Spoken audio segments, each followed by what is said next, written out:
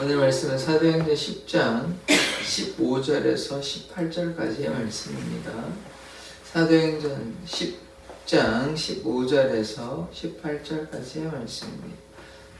저와 여러분이 교독하도록 하겠습니다. 또 두 번째 소리가 있으되 하나님께서 깨끗하게 하신 것을 내가 속되다 하지 말라 하더라. 이런 일이 세 번 있은 후 그 이후 하늘로 올라가니라.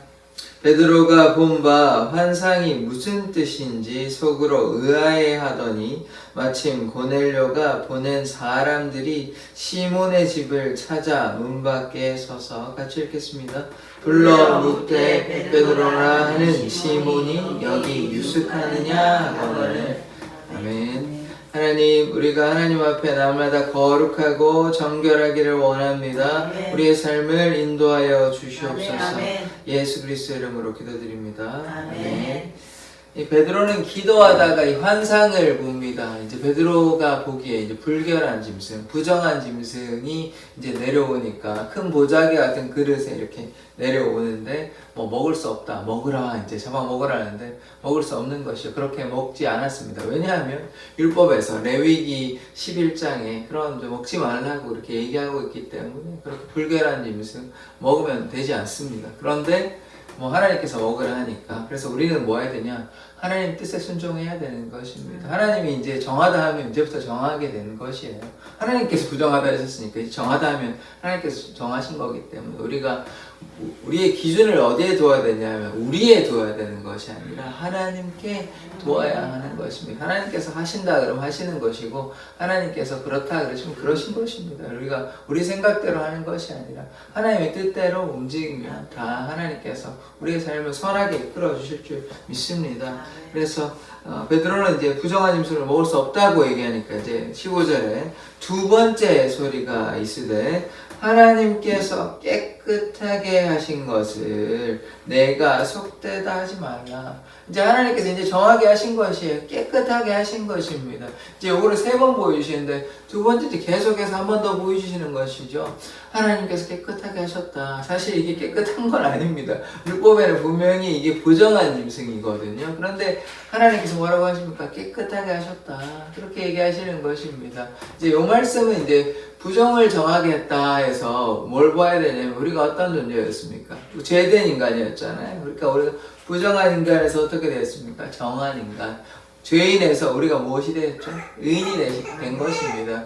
우리가 그리스도의 보혈이 아니면 우리도 이 부정한 짐승과 같이 부정한 인간이에요. 우리 안에 이제 죄가 있기 때문에. 그러나 예수 보혈로 말미암아 우리를 정케 하셨잖아요. 그래서 우리는 이제 주님 앞에 나아갈 수 있는 것입니다. 마찬가지로 부정한 짐승이 하나님께서 이 짐승을 만드셨잖아요. 하나님께서 이 모든 만물을 만드셨는데 하나님께서 정케하시면 정케하실 수 있는 것입니다. 그래서 하나님께 다 주권이 있고 하나님께서 기준이 되시기 때문에 하나님의 말씀에 우리가 순종하며 나아가면 되는 것입니다.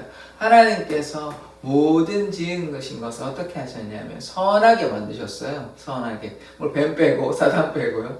선하게 만드셨으니까 감사로 받으면 버릴 것이 없습니다. 이게 말씀에 나오는 것이거든요. 우리가 하나님께서 지으신 모든 것이 선하다 이렇게 생각하고 그래서 뭘로 받아야 되냐? 감사로 받아야 돼요. 감사로. 불평하고 원망하고 이렇게 살아가는 것이 아니라 감사로 받아야 돼요. 이제 제가 기억나시죠? 신명기 8장 2절에 어떤 말씀 나오냐면 하나님께서 우리를 테스트한다고 시험하신다고 너를 낮추사 네 마음이 어떠한지 네가 하나님의 명령을 지키는지 지키지 않는지 이스라엘 백성을 그렇게 보시려고 그 40년 동안 광야에서 이렇게 이끄신 것이거든요. 무엇이라 그랬습니까? 인생이 커다란 시험의 과정이라 그랬잖아요. 그래서 뭐 해야 되냐?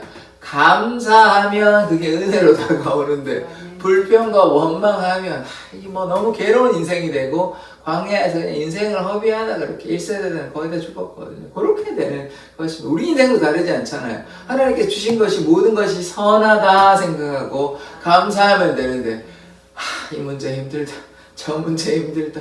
왜 하나님이 왜 이런 거 주셨을까? 맨날 불평과 원망하면 뭐 인생이 불평과 원망하다 끝나는 인생이 되는 거 아닙니까? 아닙니까? 마찬가지라니까요. 그 이스라엘 백성과 우리가 다르지 않습니다. 그러니까 인생이 커다란 시험이기 때문에 우리가 감사하며 나아갔으면 좋겠습니다. 우리가 어려움이 있더라도 주님 앞에 감사하며 나아가야 되지, 감사하지 않으면 안 되는 것입니다. 그래서 감사한 우리의 삶이 되기를 원합니다.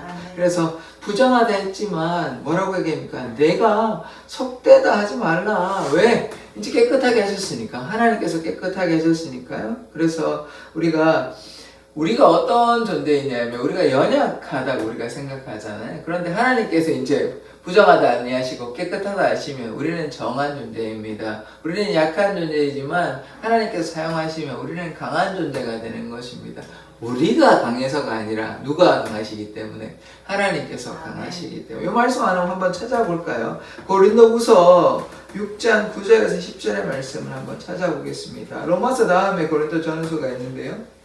사도행전, 로마서, 고린도전후서의 말씀이 있습니다. 고린도후서 6장 9절에서 10절의 말씀을 우리가 같이 한번 찾아보도록 하겠습니다.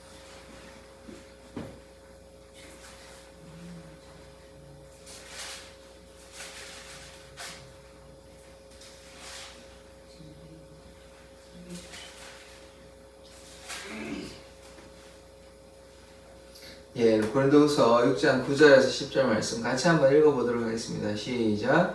무명한 자 같으나 유명한 자요, 죽은 자 같으나 보라, 우리가 살아있고 징계를 받은 자 같으나 죽음을 당하지 아니하고 근심하는 자 같으나 항상 기뻐하고 가난한 자 같으나 많은 사람을 부유하게 하고 아무것도 없는 자 같으나 모든 것이 가진 자로다. 아멘. 자, 이거 우리가 보기에는 우리는 연약하고 부정하고 아무것도 아닌 것 같은 자 같은데 오늘 말씀에 뭐라고 합니까? 9절에 보시면 무명한 자, 이름이 없는 자예요. 아무도 모르는 자예요. 그런데 뭐라고 할까? 유명한 자예요.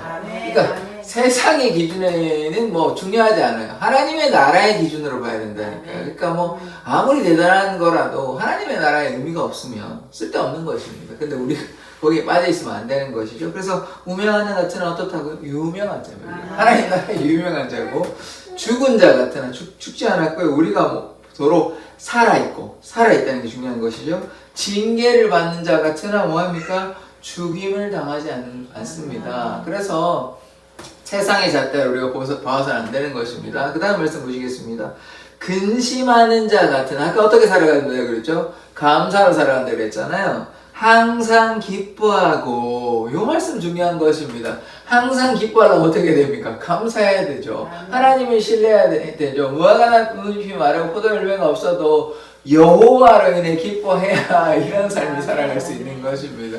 문제가 있어도 불평과 원망이 아니라 감사로 살아갈 때 이렇게 기뻐할 수 있는 것이 우리가 기뻐하는 것입니다. 또 가난한 자 같으나 많은 사람을 부유하게 합니다. 우리가 이 돈에 휘둘려서 안 돼요. 뭐 돈이 필요합니다. 제가 뭐 돈에 대한 뭐 필요가 없다는 뜻이 아니라 무엇이 더 중요하냐고요. 이 땅의 삶이 뭐 돈만을 위해서 살아가는 삶이 아니잖아요. 돈을 사랑함에 대해서 부정적으로 이야기하는 것도 있거든요. 물론 뭐 하나님께 축복을 내려주신 것도 감사한 일인데 돈에 대해서 집착하고 사랑하면 그것은 무엇입니까? 욕심을 따라가는 삶이잖아요. 그런 삶이 되지 않아야 돼요. 그렇게 하면 어떻게 됩니까? 많은 사람 어떻게 돼요? 부유하게 한답니다. 우리가 뭐 가난한 것 같아도 그것이 진정한 부유 아닙니까? 진정한 부유인 것이 진정한 풍성함인 것이죠. 하나님의 말씀을 쫓아가서 그 말씀을 증거하고 그 사랑을 나눌 때 많은 사람들이 주께로 돌아오는 것이 진정한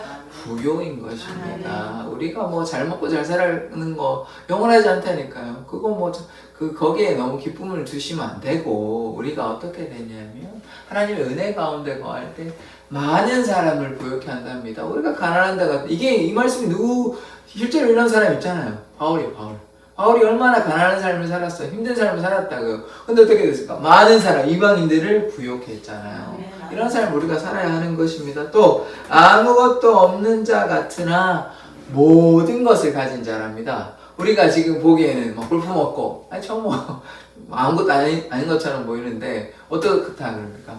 모든 것을 가졌답니다. 모든 것. 모든 것이라면 어떤 겁니까? 뭐 우리가 뭐 재물 가지고 뭐 집도 가지고 좋은 차 가지고 뭐 이런 얘기, 보석도 가지고 뭐 다이아몬드 이런 얘기 하는 게 아니고 예수 그리스도. 예수 그리스도 가지면 모든 거 가진 겁니다. 그러니까 이게 감추인 보화에 대한 비밀이고 이 그리스도의 비밀인 것입니다. 우리가 세상의 모든 것을 팔아도 예수 그리스도를 가지지 못하면 아무 의미가 없는 것이거든요. 그러니까 모든 것을 팔아서 뭘 가져야 됩니까? 예수 그리스도. 예수 그리스도만 가지면 이제는 뭐 모든 것을 가진 것입니다. 모든 것. 아무것도 아닌 사람이 아니고 모든 것을 가진 것입니다.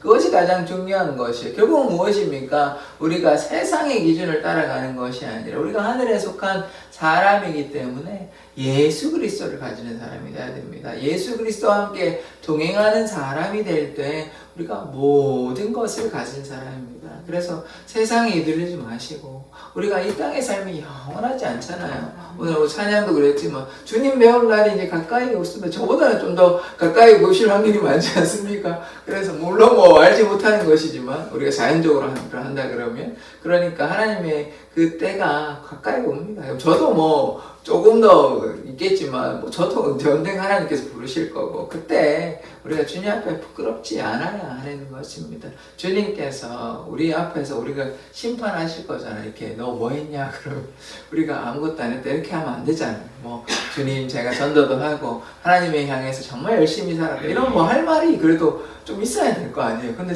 아무리 생각해봐도 별로 뭐 내세울 만한 게 없으면 너무 이제 주님 앞에 설 때 뭐 구원이라도 주시면 다행인데 뭐 너무 부끄러울 거 아닙니까? 그러니까 주님 앞에 좀 당당하게 우리가 제가 이런 일도 했고 저런 일도 했고 이렇게 할 수 있는 저런 목록을 좀 만들어가지고 주님 앞에 이렇게 제출할 수 있으면 좋겠습니다. 그러한 인생을 주님께서 기뻐하시고 또 우리가 잘 기억하셔야 되는 것은 영생은 뭐라 그러냐면 유일하신 참 하나님과 그가 보내신 예수 그리스도를 아는 것, 다른 말로 믿는 것이니까 이 땅에서 동행하는 것이 중요한 것입니다. 이 땅은 뭐 마음대로 살아놓고 나중에 죽어서 저 예수님 믿었는데 아니라니까 이거는 그냥 뭐 쓸데없고 이 마태복음 7장에 나는 것처럼 주여 주여 한다고 천국 가는 게 아니라니까요. 그러니까 평소에 이 땅에 살아있을 때 주님과 동행하는 것이 이미 무엇입니까? 영생이라니까요. 그게 이미 영생이고 이미 하나님의 나라에 속한 사람이라니까. 그러니까 이제 하나님이 데려가시는 거지. 뭐 이 땅에 뭐 마음대로 살아놓고 그냥 예수님의 한편의 강도처럼 나와 함께 그거 안 됩니다. 그거는 굉장히 뭐 안 된다고 봐도 과언이 예외적인 제한적인 케이스이기 때문에 그런 건 꿈도 꾸지 마시고 평소에 주님과 동행하셔야 됩니다. 그러하면 주님께서 우리를 그냥 천국으로 데려가시는 거예요. 평소에 주님과 동행하는데 사도 바울이, 스데반이, 집사 빌립이 다 평소에 주님과 동행하니까 당연히 어떻게 됩니까? 하나님의 나라에 들어갈 수 있는 자격 요건이 되는 것이에요. 에녹은 죽지 않고도 이제 엘리야도 죽지 않고 가잖아요. 그렇게 평소에 주님과 연합한 삶을 살아가는 것입니다. 그것이 무엇입니까? 영생이라니까요. 그것이 구원입니다. 하나님과 동행하는 것이 무엇이라고요? 구원입니다. 구원. 평소에 주님과 날마다 주님과 함께 하면 당연히 하나님께서 지켜주시고 돌보아 주시죠. 우리에게 어려움이 없는 것입니다. 어려움이 있더라도 그 어려움을 인내하거나 아니면 문제를 주님께서 해결해 주시는 거나 하나님께서 함께 하시니까 그래서 우리가 어떤 사람입니까? 모든 것을 가진 자입니다. 모든 것을 가졌는데 우리가 불평과 원망할 필요 없죠. 감사해야 되는 거 아닙니까? 우리가 이 땅에 우리가 시장을 갈 때도 이렇게 막 좀 따지잖아요. 뭐가 좋은지. 근데 아무리 한번 생각해 보십시오. 영원히 행복한 게 좋겠습니까? 이 땅에 잠시 행복한 게 좋겠습니까? 저는 뭐 아무리 뭐 수만 번 저한테 물어도 영생을 택하겠습니다. 여러분은 어떻게 하시겠습니까? 하나님과 함께함이 영생이라니까요. 거기에 우리가 우리의 생명을 걸고 우리의 삶을 걸고 살아야 하는 것이지 자꾸 이제 보암직도 하고 먹음직도 하다고 선할 것 따먹고 죄를 짓고 죄의 유혹에 빠지고 사단의 유혹에 넘어가고 하면 한도 끝도 없습니다. 이게 헤어나올 수가 없어. 개미종 말씀드렸잖아요. 개미종이 빠져가지고 나오려고 발버둥 치는데 계속 뭐 이게 사망의 길이잖아요. 그러니까 그 유혹에 넘어가면 안 됩니다. 유혹에 넘어가지 마시고 날마다 하나님의 은혜 가운데 거하는 자 되기를 원합니다. 자, 16절에 보시겠습니다. 이런 일이 3번 있은 후 그 그릇이 곧 하늘로 올려져 가니라. 한 번만 보여주면 긴가민가 할까봐 또 2번 보여주면 2번 보여줘도 확실해야 한데 2번까지도 이제 안 되니까 뭐 어떻게 3번 보여줘. 3번 보여줘. 이 정도면 하나님의 확실한 뜻이라고 이제 이해를 하여야 하는 것이죠. 그래도 조금 긴가민가합니다. 왜냐하면 이 부정한 짐승이라고 생각할 때 그걸 선뜻 뭐 잡아먹는다든지 이거를 정하다 깨끗하다고 하는 것이 순간 납득이 안 되는 것이죠. 이게 참 쉽지가 않거든요. 우리가 해왔던 신앙의 어떤 패턴이 있잖아요. 우리가 이런 신앙의 습관이 있다고요. 요렇게 했는데 갑자기 이게 팍 바뀌면 이게 맞나? 이게 좀 자연스러운 현상이긴 합니다. 그러나 하나님께서 하라 하시면 우리는 뭐 해야 됩니까? 순종해야 돼, 순종. 아멘. 그것이 순종이에요. 우리의 생각대로, 제가 이때까지 이렇게 신앙생활했는데 왜 하나님 저한테 이렇게 바꾸라고 하십니까? 그러지 말고, 하나님께서 말씀하시면, 우리가 우리의 생각에는 이게 맞다 생각하고 옳다고 보이더라도, 우리가 순종하는 자 돼야 됩니다. 우리가 순종할 때 하나님께서 사용하시는 것입니다. 아멘. 순종이 무엇입니까? 겸손이라니까요. 아멘. 순종하는 게 겸손한 것입니다. 아멘. 나는 없으니까 순종하는 것이죠. 내가 있으면 불순종하는 것입니다. 불평과 원망이 왜 하냐?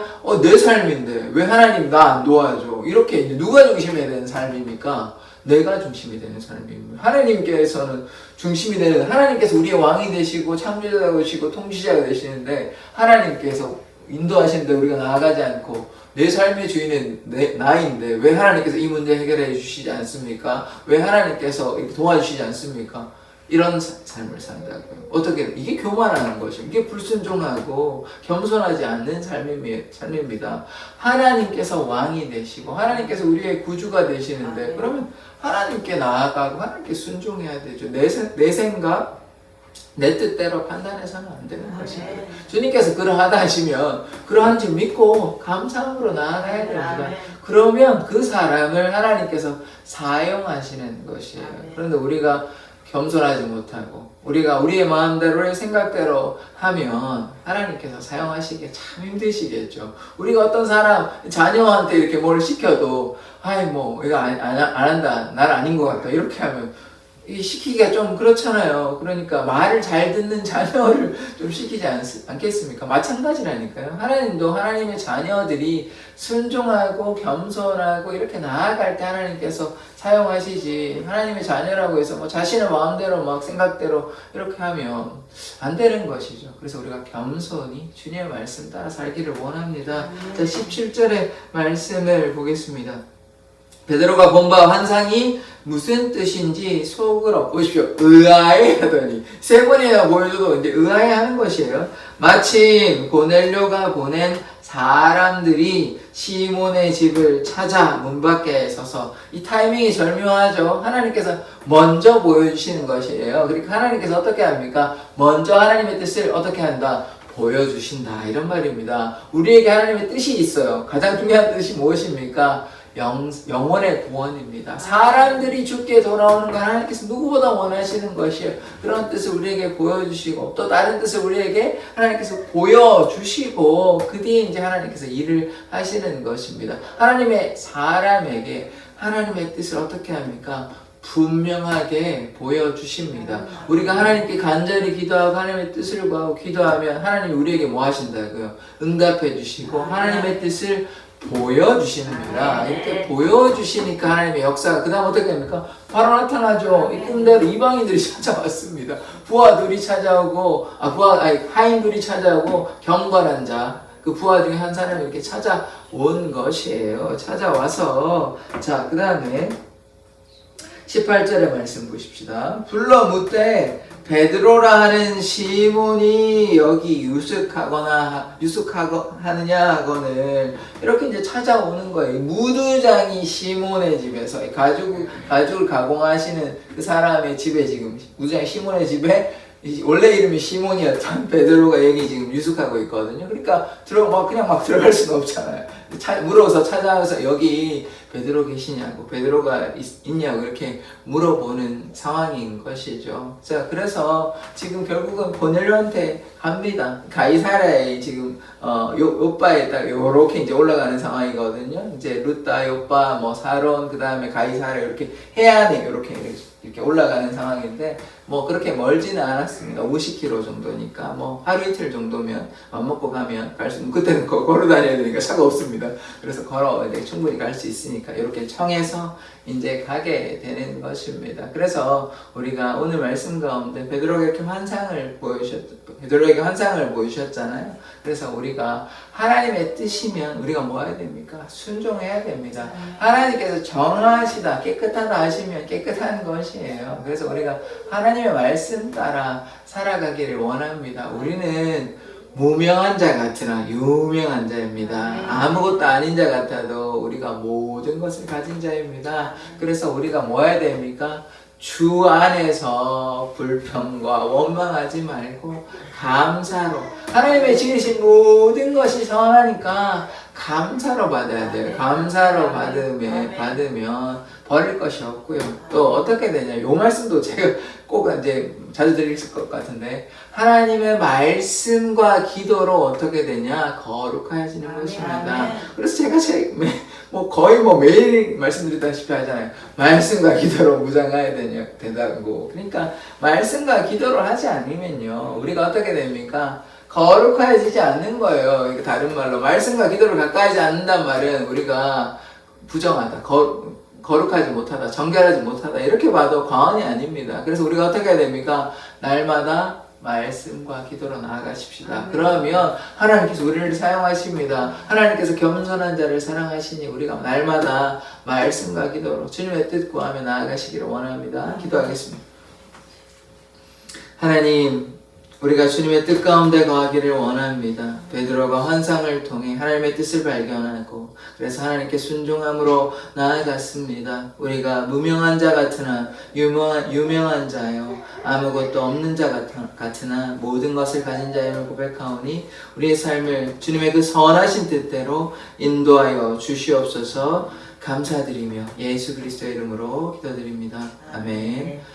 주기도문으로 예배를 폐하도록 하겠습니다. 하늘에 계신 우리 아버지여, 이름이 거룩히 여김을 받으시오며 나라의